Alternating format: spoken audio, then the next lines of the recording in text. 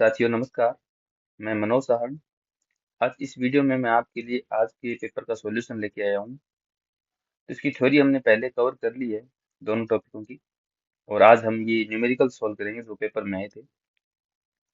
तो जो पहला न्यूमेरिकल है वो ये है, बोहर के हाइड्रोजन परमाणु मॉडल के संदर्भ में निम्नलिखित कथनों पर विचार कीजिए। ठीक है, और ये बताना है कि कौन सा कथन सही है और कौन सा कथन गलत है।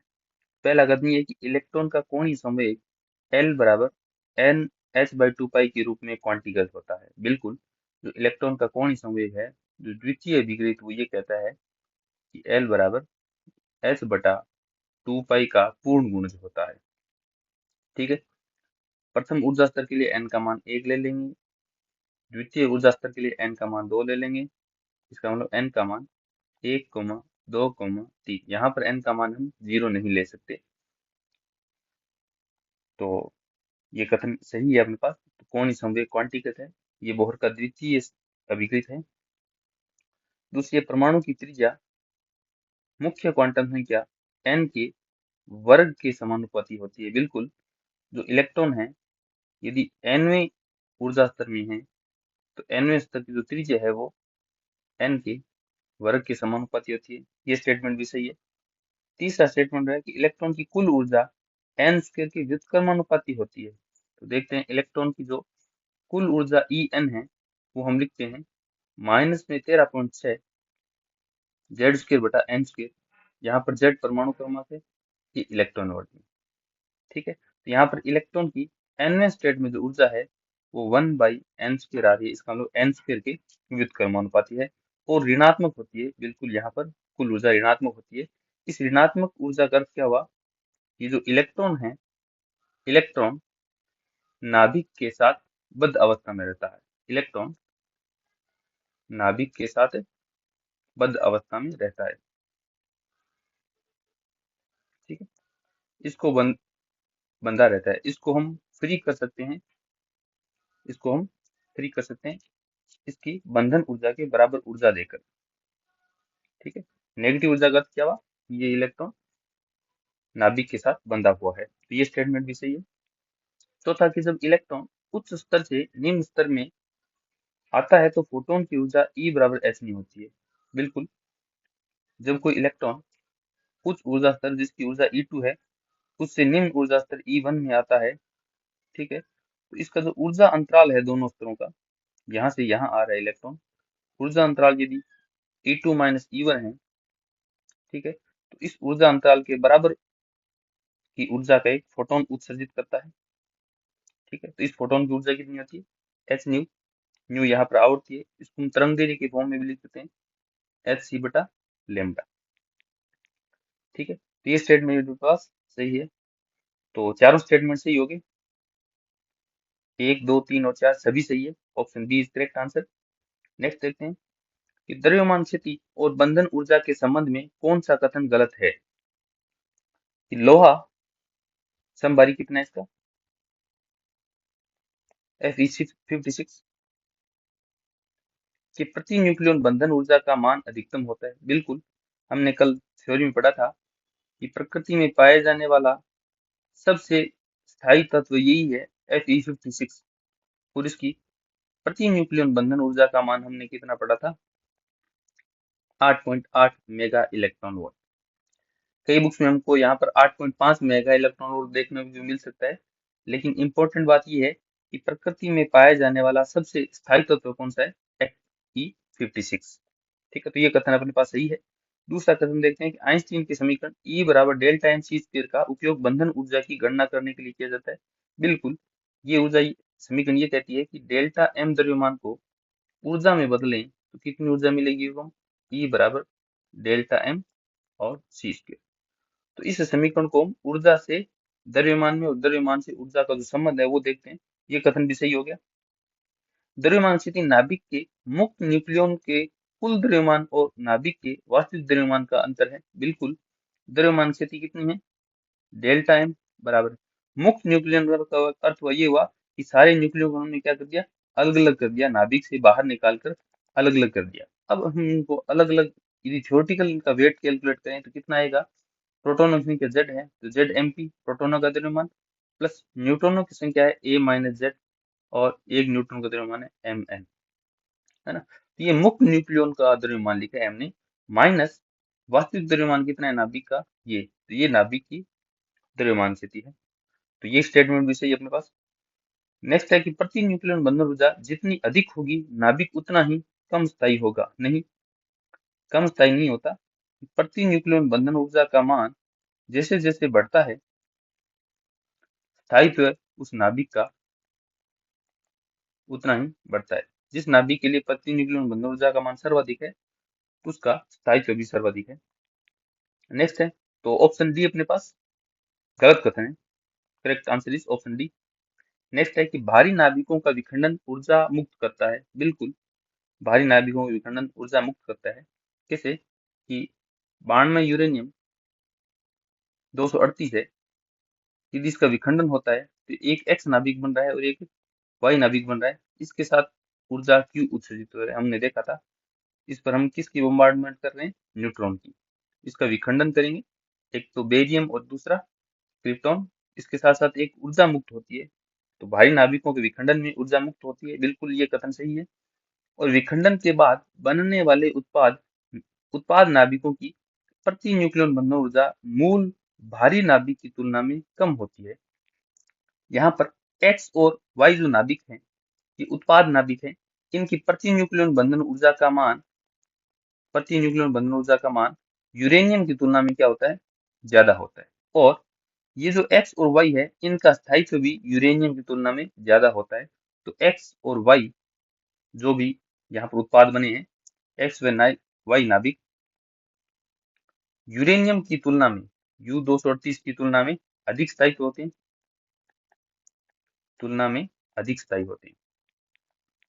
अधिक स्थायी हैं। इसका मतलब क्या होता है कि इन नाभिकों की प्रति न्यूक्लियन बंधन ऊर्जा का मान यूरेनियम नाभिक के प्रति न्यूक्लियन बंधन ऊर्जा के मान से ज्यादा होती है। और यहाँ क्या लिखा है, कम होता है। तो ये स्टेटमेंट अपने पास कारण है वो गलत हो गया। तो कथन तो सही है और कारण गलत है। कथन सही है लेकिन कारण गलत है। ऑप्शन डी अपने पास करेक्ट आंसर हो गया। नेक्स्ट है अपने पास नाभिकीय संलयन के बारे में क्या सत्य है, कौन सा कथन सत्य है हमें चेक करना है। यह अत्यधिक उच्च तापमान 10⁻7 केल्विन पर होता है, बिल्कुल सही है। जो संलयन की घटना उच्च ताप पर होती है। कई जगह आपको 10⁻7 केल्विन मिलेगा और कई जगह आपको 10⁸ केल्विन मिलेगा। तो ये रेंज मायने रखती है हमारे पास कि ये जो संलयन की घटना है उच्च ताप पर संपन्न होती है। तो ये स्टेटमेंट सही है। नेक्स्ट है यह तारों में ऊर्जा का मुख्य स्रोत है। बिल्कुल, सूर्य पर ऊर्जा का स्रोत कौन सा है, ऊर्जा का स्रोत नाभिकीय संलयन है। यहाँ पर हाइड्रोजन है 1H2, वो आपस में संलयित होकर हीलियम नाभिक का निर्माण करता है 2He4, और कई जगह 2He3 भी हो सकता है, 2He4 और 2He3। ये डिपेंड करता है कि इक्वेशन कौन सी है वहां पर। तो तारों पर जो ऊर्जा का मुख्य स्रोत नाभिकीय संलयन की घटना है, बिल्कुल ये कथन भी सही है। इसमें दो हल्के नाभिक मिलकर एक भारी नाभिक का निर्माण करते हैं, ये कथन भी सही है। संलयन का अर्थ ये है कि दो हल्के नाभिक भारी नाभिक का निर्माण करते हैं। सपोज दैट हमारे पास दो हल्के नाभिक एक्स और वाई है, ये भारी नाभिक जेड का निर्माण करते हैं। तो यहाँ पर प्रति न्यूक्लियन बंधन ऊर्जा जो जेड की होती है, प्रति न्यूक्लियन बंधन ऊर्जा जेड की होती है, वो अधिक होती है प्रति न्यूक्लियन बंधन ऊर्जा एक्स से भी व वाई से भी। इसका अर्थ ये हुआ कि जेड जो तत्व बना है वो एक्स और वाई की तुलना में अधिक स्थायी होता है। ठीक है, तो ये कथन भी अपने पास सही है। इसमें दो हल्के नाभिक मिलकर एक भारी नाभिक का निर्माण करते हैं। नेक्स्ट है इसमें कोई अवशिष्ट रेडियोधर्मी पदार्थ पैदा नहीं होता, बिल्कुल ये कथन भी सही है। जबकि नाभिकीय विखंडन में, यदि हम नाभिकीय विखंडन की बात करें, नाभिकीय विखंडन की बात करें तो उसमें रेडियोधर्मी पदार्थ उत्सर्जित होते हैं, रेडियोधर्मी पदार्थ उत्सर्जित होते हैं। ठीक है, तो ये हमारे पास बिल्कुल शुद्ध ऊर्जा देता है, इससे कोई रेडियोधर्मी पदार्थ नहीं निकलते। नाभिकीय विखंडन की बात करें तो नाभिकीय भट्टियों में इससे नाभिकीय विखंडन से ऊर्जा पैदा करते हैं और वहां पर रेडियोधर्मी पदार्थ भी उत्सर्जित होते हैं। वहां पर इनकी हैंडलिंग बड़ी मुश्किल होती है, इसलिए नाभिकीय भट्टियों में बहुत मोटी मोटी दीवार बनाई जाती है कि ये रेडियोधर्मी पदार्थ है वो बाहर नहीं जा सके। तो ये कथन भी सही है, चौथा कथन भी। तो इसमें सारे कथन, सभी कथन सही है, सभी कथन सही है। ऑप्शन नया इंसर्ट करें आप, या फिर जहां पर 1, 2, 3 और 4 सही है। इसमें आप 2, 3, 4 के साथ साथ कथन 1 भी सही है। क्यों? क्योंकि नाभिकीय संलयन उच्च ताप 10⁻7 केल्विन पर संपन्न होता है, ये हमें पता है। ये तो वेल नोन कंडीशन है नाभिकीय संलयन के लिए। नेक्स्ट है, हाइड्रोजन परमाणु की nवीं कक्षा में इलेक्ट्रॉन का वेग Vn और n के बीच में क्या संबंध है? हम जानते हैं कि जो ऊर्जा है En बराबर माइनस 13.6 Z² बटा n² इलेक्ट्रॉन वोल्ट, और जो ऊर्जा है वो 1/2 mv² हम लिखते हैं। इसका मतलब ऊर्जा है वो वेग के स्क्वायर के समानुपाती होते हैं। इसका मतलब इन दोनों को कंपेयर करें तो nवें स्तर में जो वेग है इलेक्ट्रॉन का वो Z/n के समानुपाती होता है। तो यहाँ से हम इसको देखें तो Vn समानुपाती 1/n। ऑप्शन बी अपने पास करेक्ट आंसर हो गया।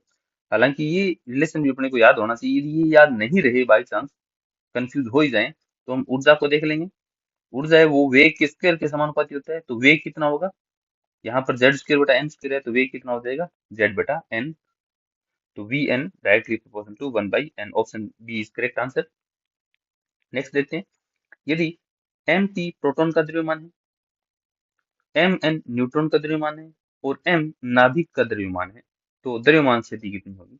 हमारे पास कोई नाभिक है ZXA, इसमें Z प्रोटॉन है, Z प्रोटॉन, A-Z न्यूट्रॉन है, A-Z न्यूट्रॉन है। तो प्रोटोनों का द्रव्यमान कितना होगा? एक प्रोटॉन का द्रव्यमान mp, और न्यूट्रॉनों का द्रव्यमान कितना होगा? A-Z गुणा mn। ये प्रोटॉन और ये न्यूट्रॉनों का द्रव्यमान हो गया। ये तो थ्योरेटिकल मास कैलकुलेट कर लिया हमने नाभिक का, माइनस उस नाभिक का द्रव्यमान कितना है? M a, M a, लिखने का अर्थ ये है कि M द्रव्यमान उस नाभिक है जिसकी परमाणु क्रमांक Z है और द्रव्यमान संख्या A है। तो उसकी द्रव्यमान स्थिति डेल्टा M क्या लिख पाएंगे हम? ZMP plus A-ZMN minus M और A, Z परमाणु क्रमांक और A द्रव्यमान संख्या वाले नाभिक का द्रव्यमान। ये द्रव्यमान स्थिति किससे मेल खा रही है? ZMP, ये तो गलत हो गया, ये भी गलत। तो ऑप्शन अपने पास ZMP और A-ZMN माइनस ऑप्शन ए अपने पास करेक्ट आंसर हो गया। नेक्स्ट देखते हैं, हाइड्रोजन स्पेक्ट्रम की लाइमन श्रेणी विद्युत चुंबकीय स्पेक्ट्रम के किस क्षेत्र में आती है? हमने कितनी श्रेणियां पढ़ी? पहली है लाइमन, दूसरी है बामर, तीसरी है पार्चन, और चौथी श्रेणी हमारे पास ब्रैकेट, और पांचवी फुंड। ठीक, ये यूवी रीजन में आती है, पराबैंगनी क्षेत्र में। एक बार मैं सारी लिख देता हूँ, रिवाइज हो जाएगी आपकी। पराबैंगनी, ये है विजिबल क्षेत्र में, दृश्य दृश्य दृश्य क्षेत्र में आती है, और ये लास्ट की जो तीन है वो IR इंफ्रारेड क्षेत्र, मतलब अवरक्त क्षेत्र,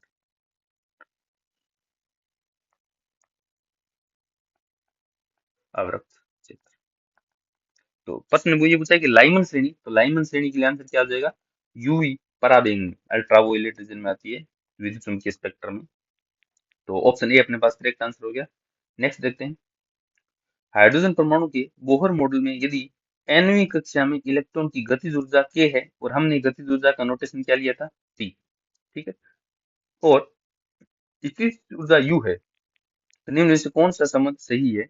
तो हमने ये कहा था कि गतिज ऊर्जा हमें मिलेगी यदि हम कुल ऊर्जा को माइनस से गुणा करवा देंगे। क्यों? क्योंकि कुल ऊर्जा क्या आती है? नेगेटिव में, गतिज ऊर्जा पॉजिटिव में, इतना सा फर्क होता है।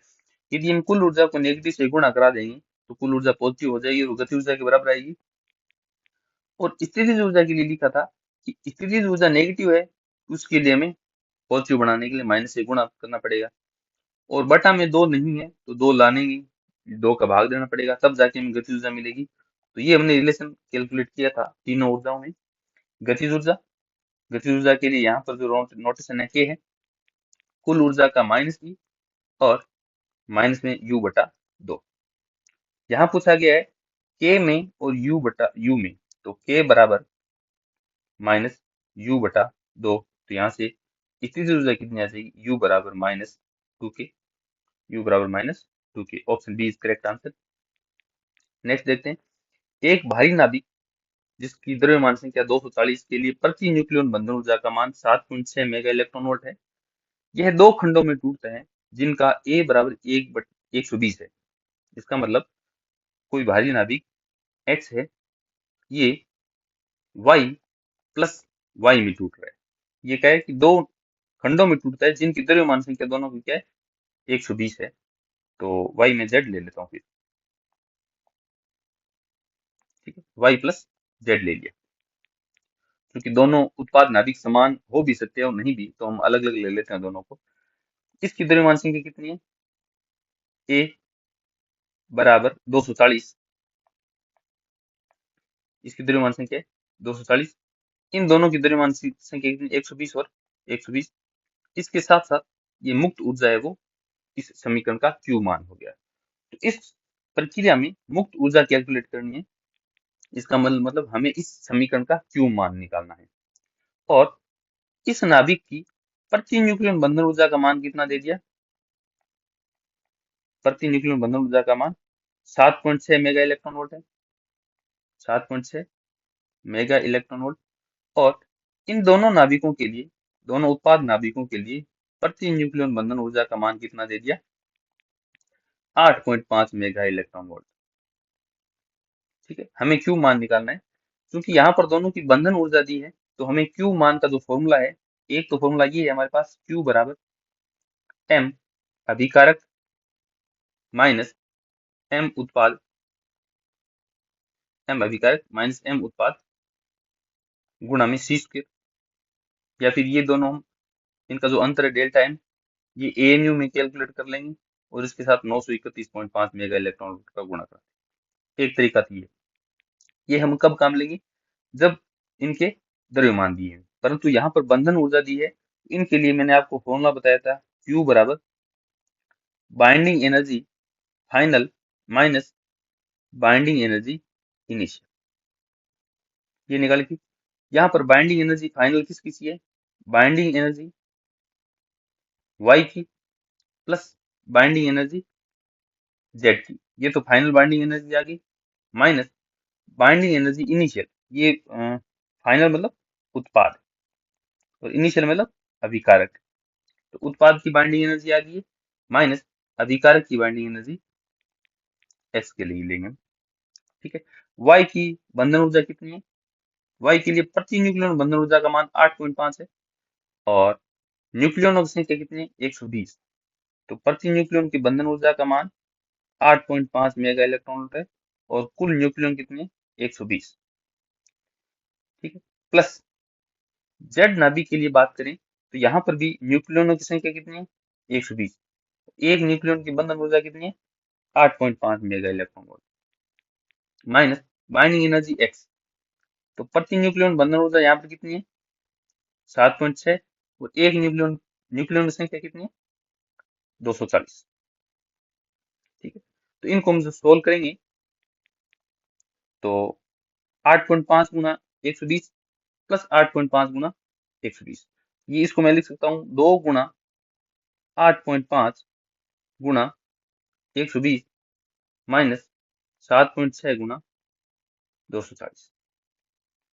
यहाँ भी 240 है और यहाँ भी 2 गुना 120, यहाँ पर भी 240। 240 दोनों में से कॉमन ले लिया मैंने, यहाँ कितना बचा, केवल 8.5 माइनस 7.6। ये आंसर आएगा अपने पास 240 गुना 0.9। तो ये लगभग आएगा answer 216 mega electron volt, 216 mega electron volt. Option B is correct answer. तो हमें ये फॉर्मूला याद रखना पड़ेगा कि बाइंडिंग एनर्जी उत्पाद माइनस बाइंडिंग एनर्जी अभिकारक।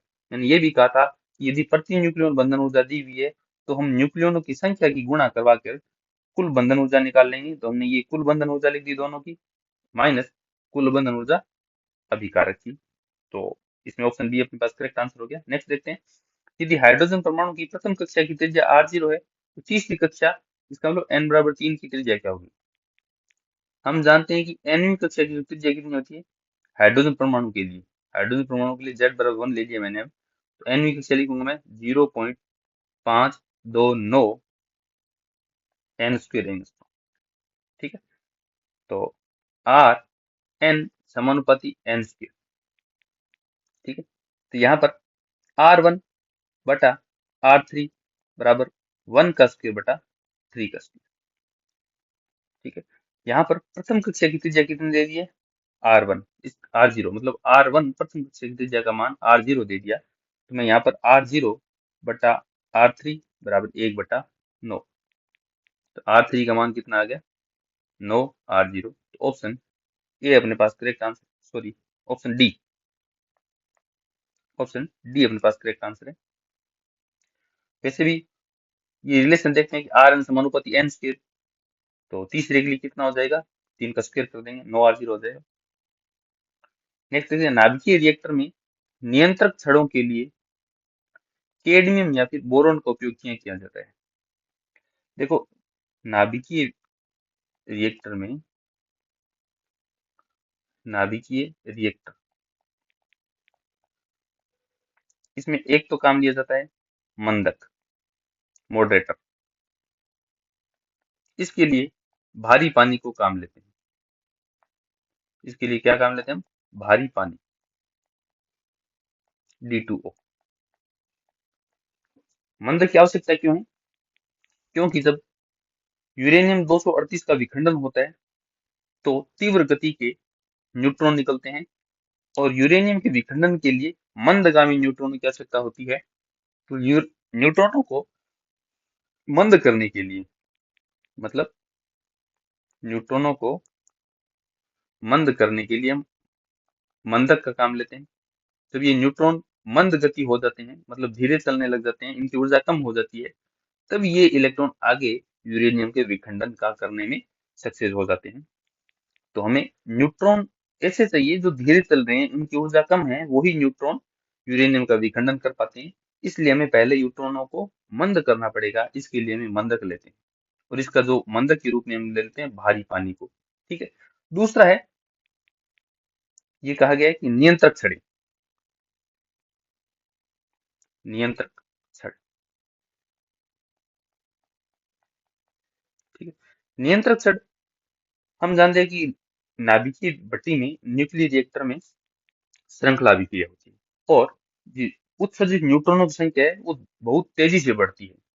ठीक है, पहली पीढ़ी में 1 न्यूट्रॉन, अगली पीढ़ी में 3 न्यूट्रॉन, अगली पीढ़ी में 9 न्यूट्रॉन, अगली पीढ़ी में 27 न्यूट्रॉन। इस प्रकार से तेजी से न्यूट्रॉनों की संख्या बढ़ जाती है, और उत्सर्जित ऊष्मा का मान बहुत ज्यादा बढ़ जाता है, जो कंट्रोल करना मुश्किल हो जाता है। इसलिए हम क्या करते हैं, ये जो 9 न्यूट्रॉन है या फिर 27 न्यूट्रॉन है, इनमें से हम कुछ न्यूट्रॉनों को सपोज दे 2 न्यूट्रॉन, या फिर यहाँ पर मान लो कि 7 न्यूट्रॉन, न्यूट्रॉनों की संख्या को कम करने के लिए, ताकि आगे विखंडन की संख्या कम हो, तो इन न्यूट्रॉनों को हम क्या कर देते हैं, नियंत्रक छड़ लगा देते हैं, और वो नियंत्रक छड़ें कैडमियम या फिर बोरॉन की होती है। ठीक है, नियंत्रक छड़ किसकी होती है, कैडमियम या बोरॉन की। ये नियंत्रक छड़ें इनको क्या कर लेती है, अवशोषित कर लेती है, कुछ न्यूट्रॉनों को अवशोषित कर लेती है। क्या करती है, कुछ न्यूट्रॉनों को, कुछ न्यूट्रॉनों को अवशोषित कर लेती है, अवशोषित कर लेती है।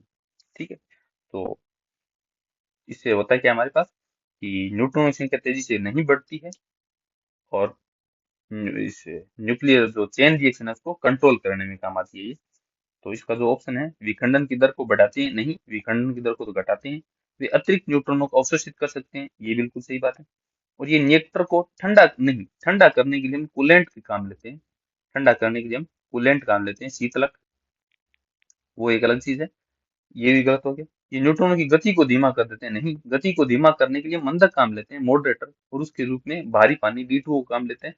तो option A is correct answer. Next देखते हैं। नेक्स्ट है कि हाइड्रोजन स्पेक्ट्रम की किस श्रेणी के लिए उत्सर्जित फोटोन की ऊर्जा न्यूनतम होती है।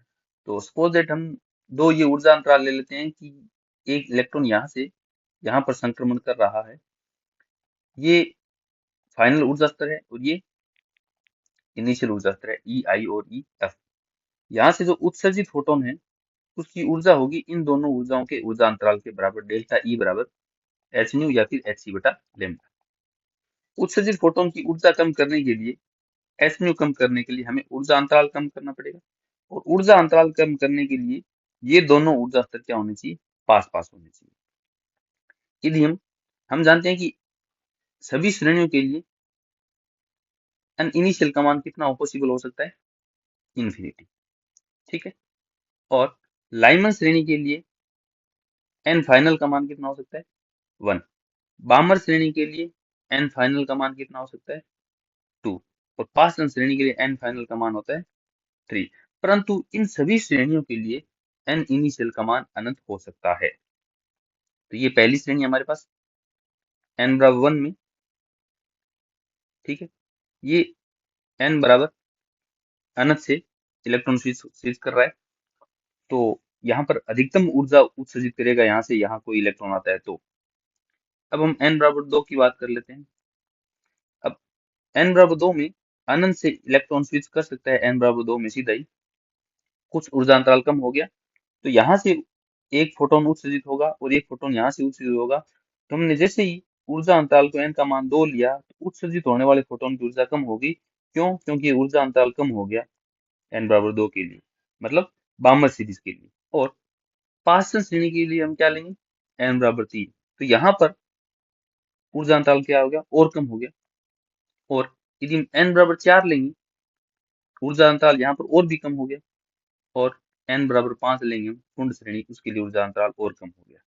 तो एन बराबर 5, एन बराबर 5 के लिए फुंड श्रेणी के लिए उत्सर्जित फोटोन की ऊर्जा न्यूनतम होगी। ठीक है, एन बराबर 5 या फिर एन फाइनल का मान 5 लिख देते हैं, एन फाइनल बराबर 5, अर्थात फुंड श्रेणी, फुंड श्रेणी के लिए, फुंड श्रेणी के लिए उत्सर्जित उत्सर्जित फोटोन की ऊर्जा क्या होगी, ऊर्जा न्यूनतम होगी। परंतु यहाँ पर हमें फुंड श्रेणी नहीं दी हुई, केवल लाइमन, बामर और पासलन दी हुई है, 3 श्रेणियां।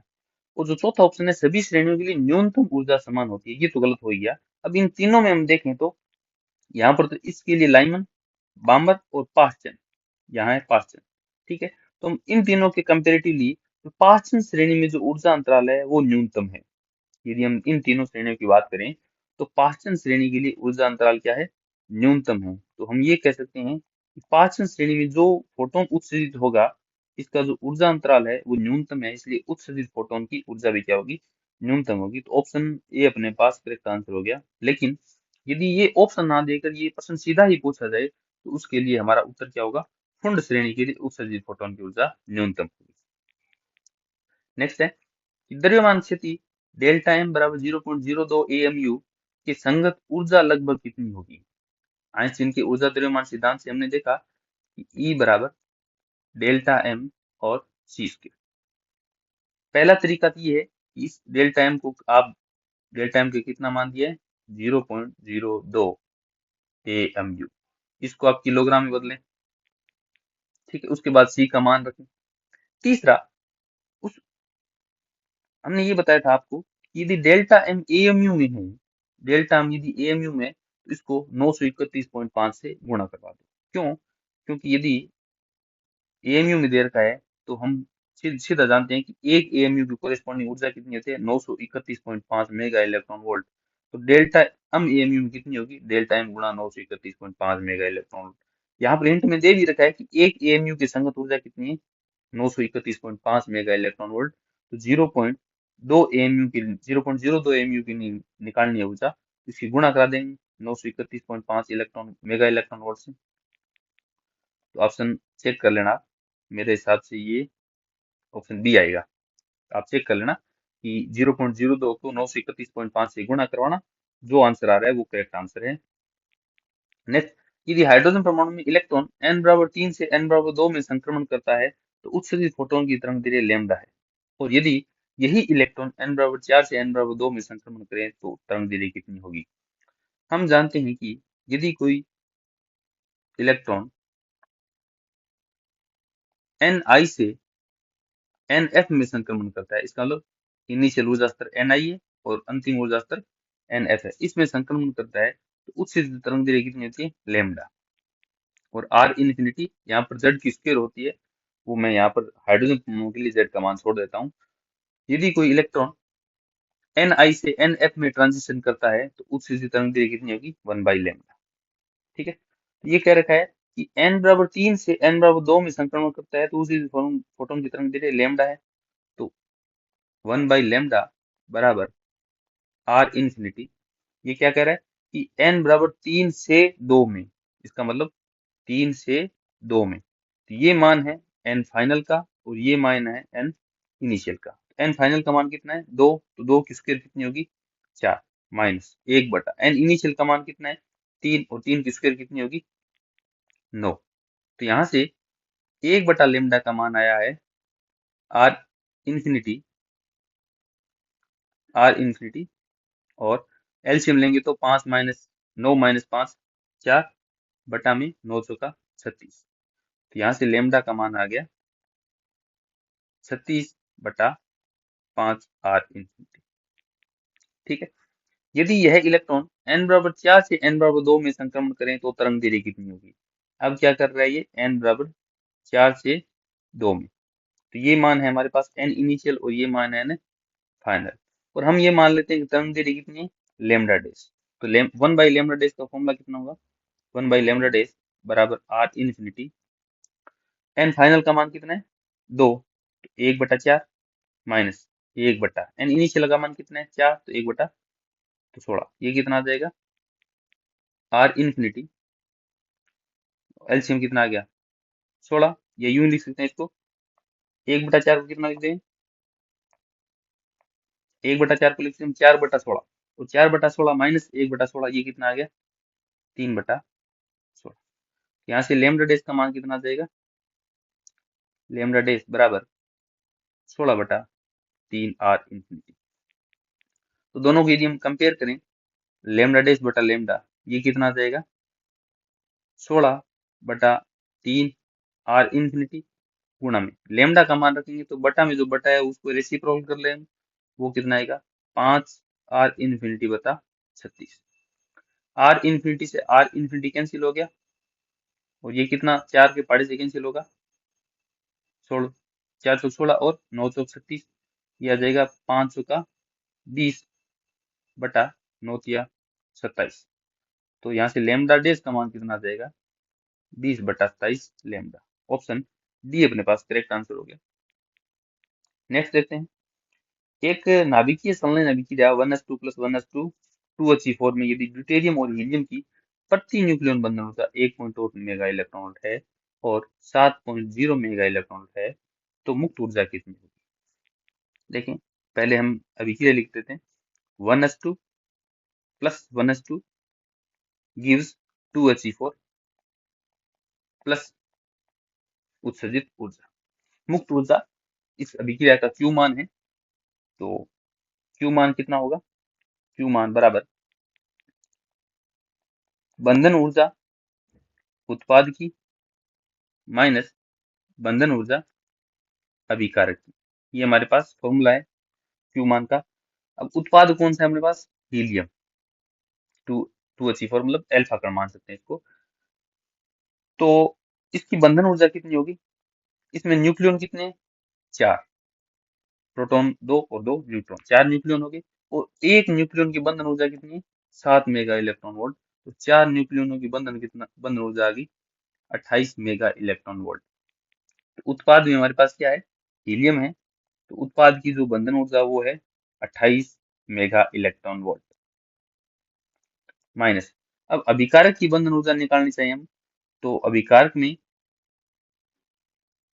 इस हाइड्रोजन परमाणु की देखें तो इसमें न्यूक्लियन कितने हैं, 2, गुणा एक न्यूक्लियन की बंधन ऊर्जा कितनी है, बंधन ऊर्जा प्रति न्यूक्लियन ये है 1.1, तो 1.1 बराबर 2.2 मेगा इलेक्ट्रॉन वोल्ट।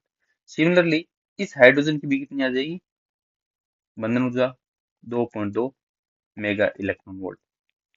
तो अभिकारक अभिकारक में हमारे पास दो हाइड्रोजन परमाणु हैं, तो 2.2 प्लस 2.2 इसको ये लिखते हैं माइनस में 2.2 मेगा इलेक्ट्रॉन वोल्ट और माइनस में 2.2 मेगा इलेक्ट्रॉन वोल्ट। ये आ जाएगा 28 माइनस 4.4, तो आंसर आ जाएगा 28 minus 4.4 23.6 mega electron volt is correct answer, option A. Next देखते हैं, लाइमन श्रेणी की सीमा तरंग दैर्ध्य लैम्डा एल और बामन श्रेणी की सीमा तरंग दैर्ध्य लैम्डा बी, इनका अनुपात कितना होगा। सीमा तरंग दैर्ध्य का मतलब क्या हुआ, न्यूनतम तरंग दैर्ध्य,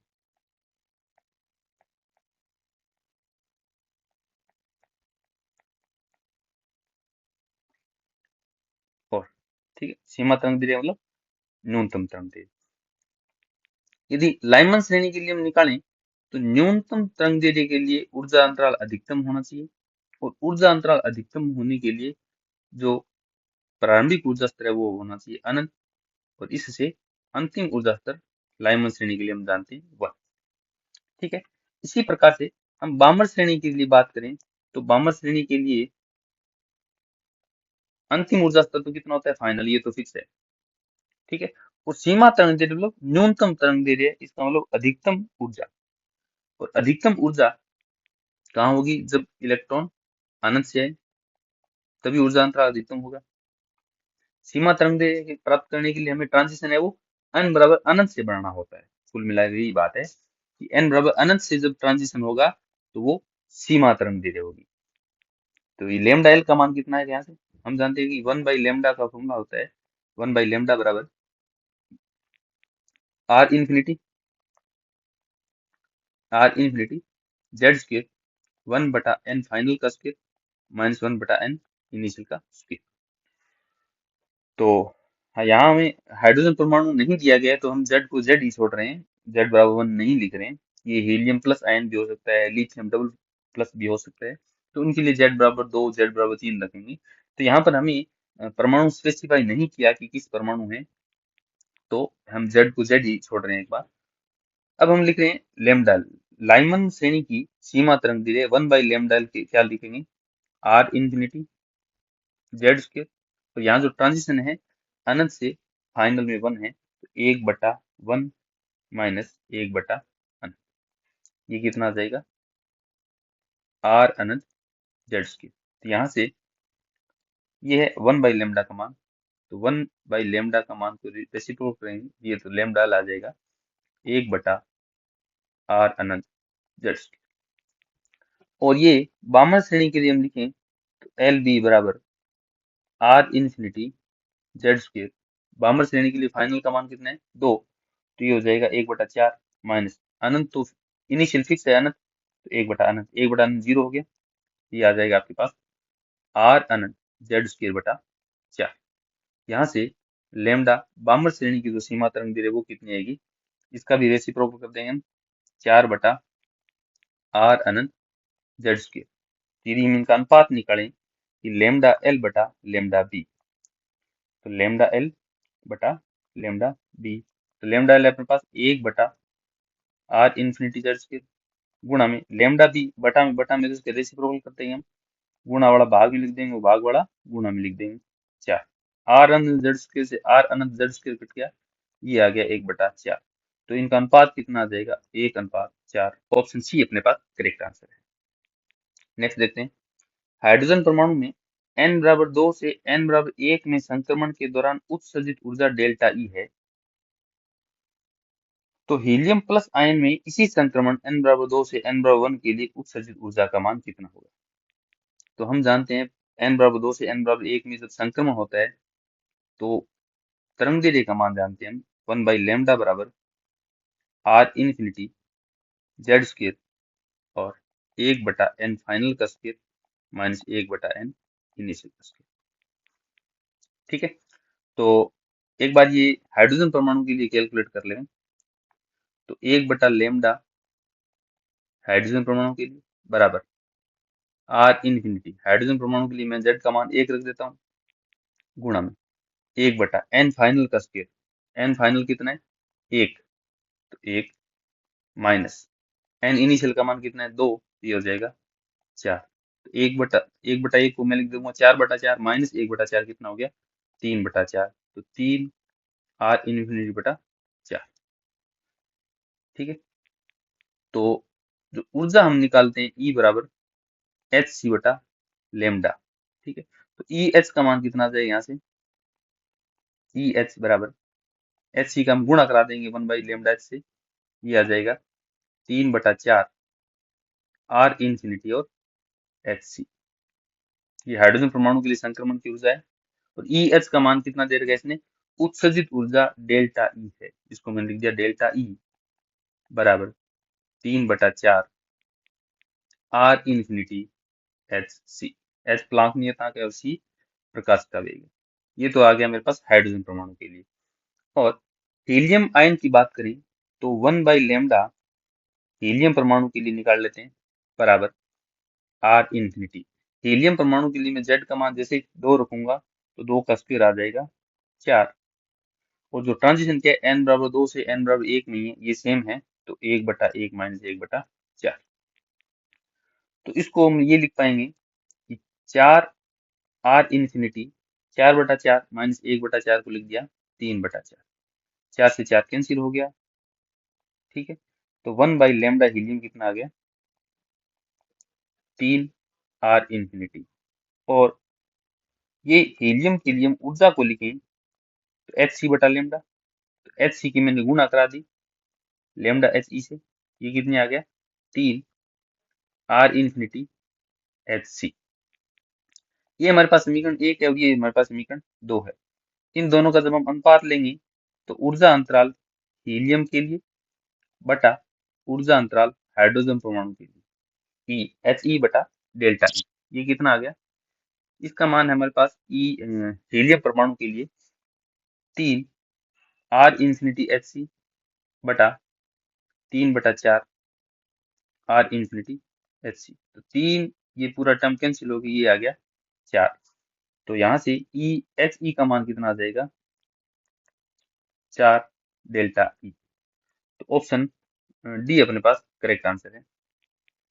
नेक्स्ट देखते हैं कि लाइमन श्रेणी, हम जानते हैं लाइमन, बामर, पास्चन, ब्रैकेट, फुंड, ये है यूवी में, ये है विजिबल में, और ये तीनों है आईआर में।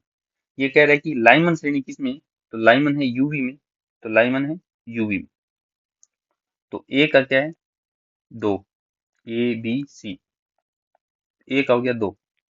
बी बामर, बामर किस में आ रही है विजिबल में, दृश्य में, बी का कितना आ गया 3। और सी है पास्चन, पास्चन किस में आती है आईआर में, मतलब अवरक्त में, सी का आ गया 1। तो 2 3 1, 2 3 1, option D is correct answer. Next देखते हैं हाइड्रोजन परमाणु के लिए भौतिक राशियां और उनकी n मुख्य क्वांटम संख्या पर निर्भरता कैसी है। तो जो En है nवीं ऊर्जा अंतराल में En nवीं ऊर्जा स्तर में ऊर्जा बराबर -13.6 Z² बटा n² इलेक्ट्रॉन वोल्ट। और ऊर्जा है वो वेग के वर्ग के समानुपाती होती है। तो वेग समानुपाती किस कहेगा, इसका वेग का वर्ग है तो ये आ जाएगा Z/n के समानुपाती। और Rn होता है n²/z, इसके समानुपाती होता है। तो En की त्रिज्या, तो त्रिज्या की बात करें तो Rn समानुपाती n², ए का सेकंड, ए का सेकंड, या ये है या फिर ये। दूसरा है वेग Vn समानुपाती 1/n, यहाँ से, और Vn समानुपाती 1/n मतलब n की पावर -1, और n की पावर -1 कितना है फर्स्ट में, तो बी का कितना आ गया फर्स्ट। सी है ऊर्जा En समानुपाती Z²/n², तो 1/n², और इसको हम लिख रहे हैं n की पावर -2, और ऊर्जा की पावर, ऊर्जा वाली टर्म है वो थर्ड में आ गई, तो ये third, option D is correct answer. Next द्रव्यमान स्थिति और ऊर्जा उत्पादन के सही सूत्रों का मिलान करें। हम जानते हैं द्रव्यमान स्थिति कितनी होती है, डेल्टा एम बराबर प्रोटोनों का द्रव्यमान जेड एम पी प्लस न्यूट्रॉनों का द्रव्यमान, न्यूट्रॉन की संख्या गुणा एक न्यूट्रॉन का द्रव्यमान और माइनस जो न्यूट्रॉन नाभिक का कुल द्रव्यमान जो वास्तविक मिला है तोलने पर वो, ये तो है द्रव्यमान स्थिति। तो द्रव्यमान स्थिति डेल्टा एम का मान कितना आ जाएगा हमारे पास, ये तो दो को किस में मिलाएंगे, ए के साथ, तो दो को ए के साथ, तो ये दो ऑप्शन पॉसिबल है।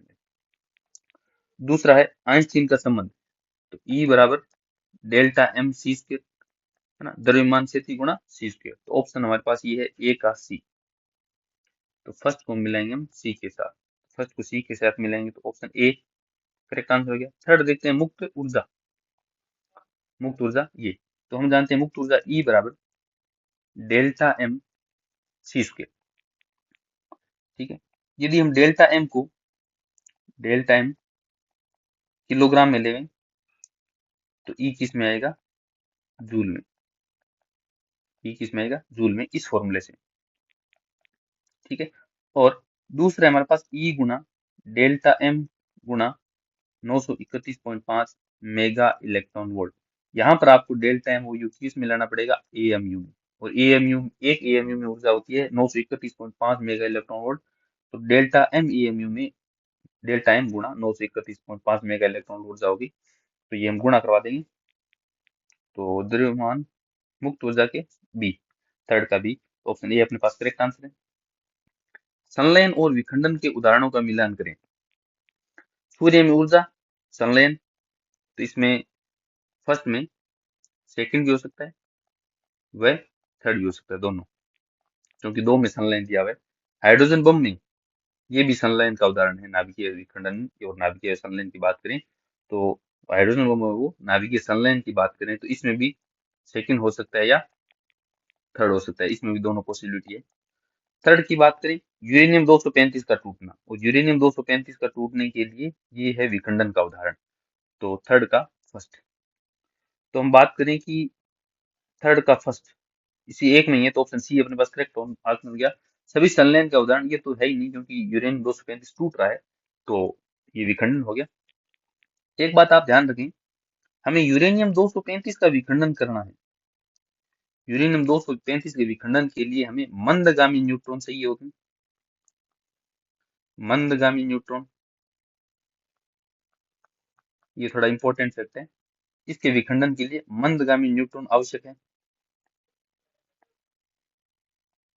और यूरेनियम का दूसरा समभाजक है 238, इसके लिए तीव्रगामी न्यूट्रॉन आवश्यक है। दोनों के विखंडन के लिए अलग अलग प्रकार के न्यूट्रॉन आवश्यक है, ठीक है।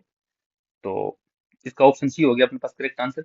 नेक्स्ट देखते हैं, हीलियम फर्स्ट की प्रथम कक्षा की त्रिज्या हाइड्रोजन की प्रथम कक्षा की त्रिज्या की आधी होती है। पहले हम त्रिज्या को फॉर्मूला लिख देते हैं कि R N directly proportional to N square बटा जेड, ठीक है। प्रथम कक्षा की बात करें तो एन का मान कितना रख दिया हमने, हम 1। ये हीलियम की भी प्रथम कक्षा और हाइड्रोजन की भी प्रथम कक्षा है, तो एन का मान हो गया 1, एन का मान दोनों के लिए कांस्टेंट हो गया, तो आर समानुपाती 1/z, ठीक है। यदि हम हाइड्रोजन की बात करें तो आर हाइड्रोजन बटा आर हीलियम आयन, ये कितना आएगा, जेड हीलियम आयन बटा जेड हाइड्रोजन। तो जेड हीलियम आयन का मान कितना रखेंगे, 2, और जेड हाइड्रोजन का मान कितना रखेंगे, 1। ये कह रहा है कि हीलियम आयन की प्रथम कक्षा की त्रिज्या, इसका मतलब आर एच बटा आर एच ई प्लस में हमें आर एच ई प्लस निकालना चाहिए यहाँ पर, ये कितना आ जाएगा, आर एच बटा 2। तो हीलियम की प्रथम कक्षा की त्रिज्या हाइड्रोजन की प्रथम कक्षा की त्रिज्या की आधी है, तो ये अपने पास करेक्ट स्टेटमेंट है।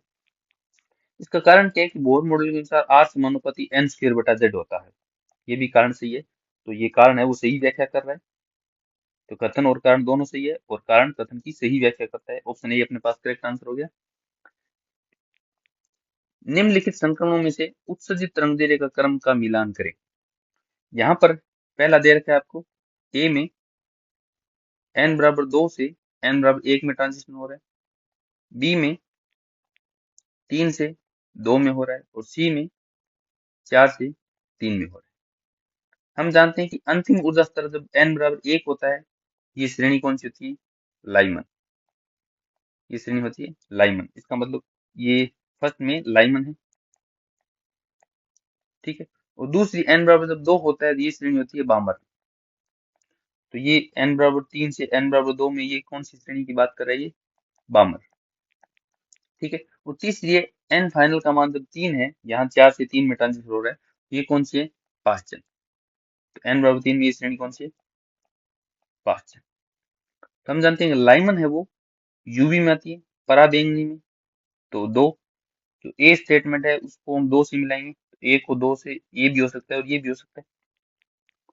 दूसरी है बामर, ये दृश्यम क्षेत्र में आती है, विजिबल में।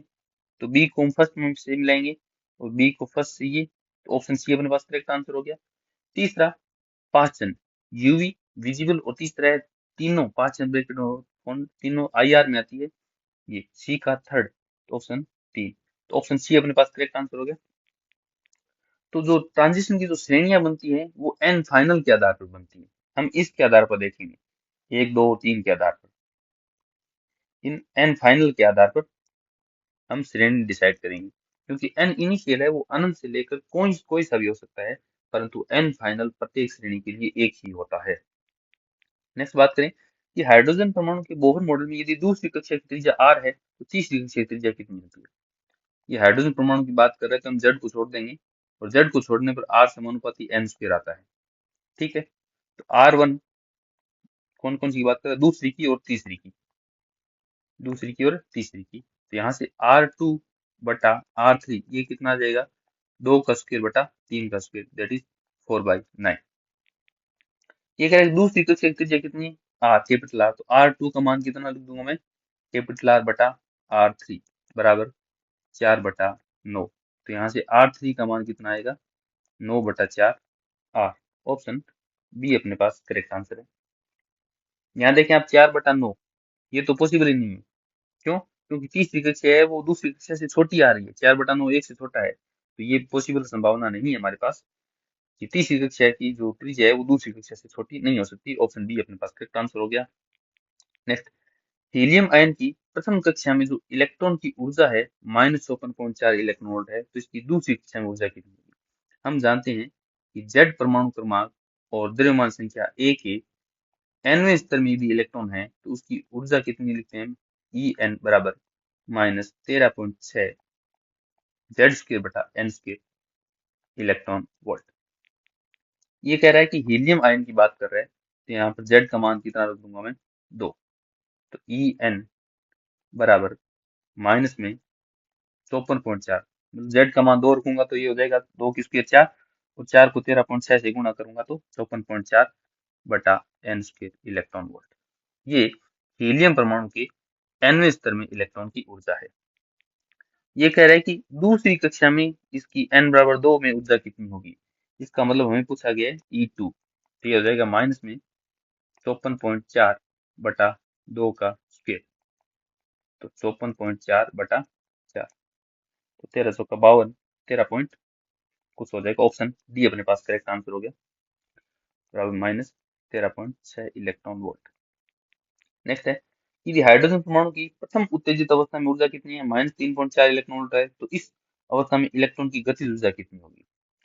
तो हम जानते हैं गतिज ऊर्जा में और कुल ऊर्जा में जो संबंध है वो कुल ऊर्जा से माइनस में गुणा करा देंगे तो गतिज ऊर्जा आ जाएगी, और इसमें स्थितिज ऊर्जा के साथ माइनस की गुणा करा के 2 का भाग दे देंगे तो गतिज ऊर्जा आ जाएगी। यहाँ बात कर रहे हैं गतिज ऊर्जा की और कुल ऊर्जा की, तो हमारे पास ये दो ही टर्म इंपॉर्टेंट है। तो कुल ऊर्जा में यदि हम क्या करें, कुल ऊर्जा में यदि हम माइनस का गुणा करा देंगे तो इसकी गतिज ऊर्जा आ जाएगी। हम जानते हैं गतिज ऊर्जा बराबर -E। कुल ऊर्जा कितनी दे रखी है इसने? माइनस की 3.4, तो माइनस गुणा माइनस में 3.4 इलेक्ट्रॉन वोल्ट, ये कितना आ जाएगा? गतिज ऊर्जा कितनी आएगी? 3.4 इलेक्ट्रॉन वोल्ट। ध्यान रखें गतिज ऊर्जा कभी ऋणात्मक नहीं होती है, पॉसिबल नहीं है ऋणात्मक गतिज ऊर्जा, ठीक है। तो ऑप्शन ए अपने पास करेक्ट आंसर हो गया। नेक्स्ट देखते हैं 62। हाइड्रोजन स्पेक्ट्रम की लाइमन श्रेणी की प्रथम रेखा की तरंग दैर्घ्य क्या होती है? देखो, हाइड्रोजन की बात कर रहे हैं हम, जेड बराबर 1 ले लेंगे। लाइमन की बात कर रहा है लाइमन, इसका मतलब एन फाइनल कितना आ गया? 1। और हम 1/λ का फॉर्मूला कितना जानते हैं? 1/λ बराबर are infinity Z square 1/n final का स्क्वेयर माइनस n इनिशियल का स्क्वेयर। ठीक है, तो 1/λ बराबर जेड का मान 1 रख दिया तो आर इंफिनिटी, n फाइनल कितना है? 1, तो 1/1 का स्क्वेयर माइनस n इनिशियल। ये कह रहा है कि लाइमन श्रेणी की प्रथम रेखा की तरंग दैर्घ्य। इसके लिए हम n का मान कितने लेंगे? n इनिशियल कहाँ से होगा? देखें, n फाइनल बराबर 1 लाइमन श्रेणी के लिए, यहाँ पर n बराबर 2, यहाँ पर n बराबर 3। तो ये प्रथम रेखा की बात कर रहा है। प्रथम रेखा में जो ट्रांजिशन होता है वो यहाँ से यहाँ होता है, दूसरी रेखा में ये यहाँ से यहाँ होता है, और अंतिम जो रेखा बनती है वो n बराबर अनंत से n बराबर 1। ये तो है अंतिम रेखा। यदि अंतिम रेखा की बात करते तो हम n इनिशियल अनंत ले लेते, n फाइनल 1 ले लेते।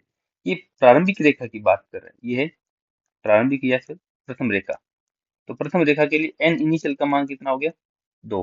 तो यहाँ पर 1/2 का स्क्वायर, ये कितना आ जाएगा? 1/λ बराबर 1/λ is equal to R infinity. तो 1 माइनस 1/4, तो 4/4 माइनस 1/4 दैट इज 3/4।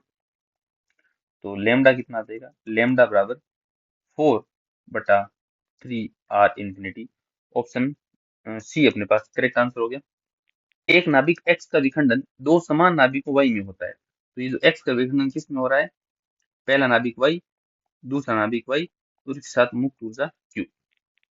एक्स और वाई की प्रति न्यूक्लियन बंधन ऊर्जा क्रमशः 7.6 मेगा इलेक्ट्रॉन वोल्ट और 8.5 मेगा इलेक्ट्रॉन वोल्ट है। ठीक है, यहाँ पता चल रहा है कि जो उत्पाद है वाई, इसकी प्रति न्यूक्लियन बंधन ऊर्जा ज्यादा है। इसका मतलब उत्पाद है वो अधिक स्थायी है। इसका मतलब नाभिकीय विखंडन हो चाहे नाभिकीय संलयन हो, दोनों अभिक्रियाओं में जो रिजल्टेंट होते हैं, उत्पाद होते हैं, वो अभिकारकों की तुलना में अधिक स्थायी होते हैं। तो मुक्त ऊर्जा क्या होगी? इसका मतलब हमें क्यू मान पूछा है समीकरण का।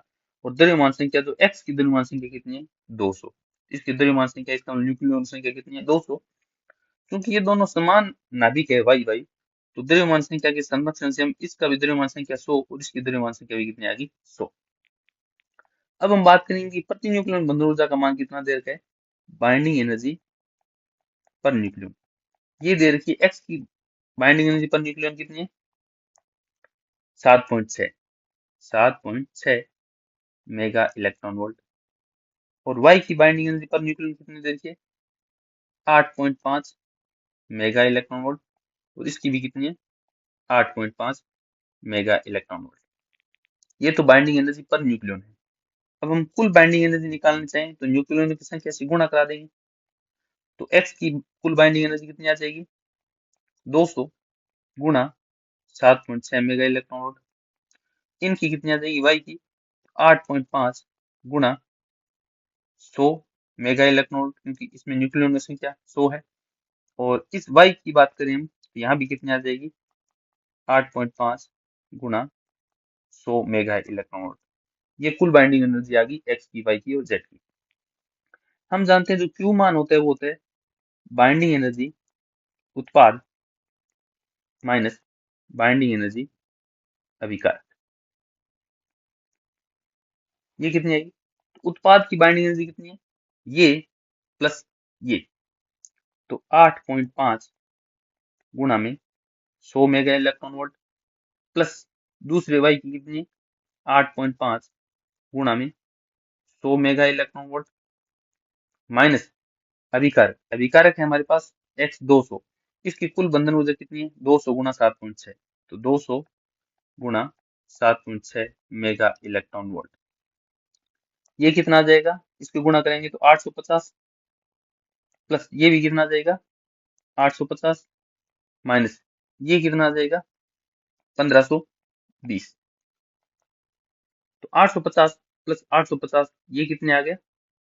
1700, माइनस 1520, -15 20 ये सोल्व करने के बाद हमें मिलता है 180 mega electron volt. Option D is correct answer. Next देखते हैं, हाइड्रोजन परमाणु की n बराबर 2 स्तर में इलेक्ट्रॉन की कुल ऊर्जा कितनी है? 3.4। यहाँ पर E का मान कितना दे दिया? माइनस में 3.4 इलेक्ट्रॉन वोल्ट। इसकी इलेक्ट्रॉन की स्थितिज ऊर्जा क्या होगी?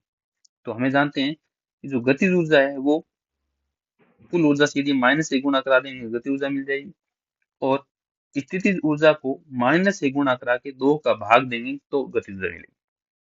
यहाँ बात कर रहे हैं कुल ऊर्जा की और स्थितिज ऊर्जा की, तो हम इन दोनों को ले लेंगे। तो यहाँ से हमें ये मिला कि माइनस ई बराबर माइनस यू बटा 2। माइनस से माइनस कैंसिल हो गया। पूछा स्थितिज ऊर्जा, यू का मान कितना आ गया? 2e। 2 गुणा ई का मान कितना है? Minus 3.4 electron volt. ये कितना आ जाएगा? 2 से गुणा कराएंगे तो माइनस में 6.8 electron volt. Option D is correct answer. Next देखते हैं, नाभिकीय संलयन के दौरान 1 ग्राम हाइड्रोजन से 0.007 ग्राम द्रव्यमान की क्षति होती है, यह कितनी ऊर्जा के बराबर है? कुल मिलाकर में ये पूछा है कि 0.007 ग्राम द्रव्यमान की क्षति होती है तो कितनी ऊर्जा प्राप्त होती है, और ऊर्जा क्या है? जूल में है। ठीक है, तो हमें जो द्रव्यमान है वो किलोग्राम में ले लेना है और सी स्क्वायर का मान रख देना है। ये फॉर्मूला E बराबर एम सी स्क्वायर या फिर डेल्टा एम सी स्क्वायर।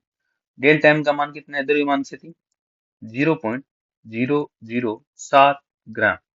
इसको हम लिख पाएंगे कि 0.007 गुणा 10 की पावर -3 किलोग्राम बटा में 1000 दे देंगे तो ये किलोग्राम में चेंज हो जाएगा। तो इसको ये भी लिख सकते हैं कि 7 गुणा 10 की पावर -6 किलोग्राम। ये आ गया डेल्टा एम का मान। डेल्टा एम और सी का जब मान रखेंगे तो ई कितना आ जाएगा? 7 गुणा 10 की पावर -6 गुणा 3 गुणा 10 की पावर 8। सी का मान 3 गुणा 10 की पावर 8 है। ये हो गया 7 गुणा 10 की पावर -6 गुणा इसका स्क्वायर होगा सी स्क्वायर, तो 9 गुणा 10 की पावर 16। ये कितना आ जाएगा? 9 सता 63 गुणा 10 की पावर 10 जूल। 63 गुणा 10 की पावर 10 जूल। इसको ये भी लिख पाते हैं कि 6.3 गुणा 10 की पावर 11 जूल। ऑप्शन ए अपने पास करेक्ट आंसर है। तो thank you for watching this video. हमने ये सॉल्यूशन कर लिया है। इसमें आपको कोई प्रॉब्लम हो तो मुझे कमेंट सेक्शन में आप पूछ सकते हैं।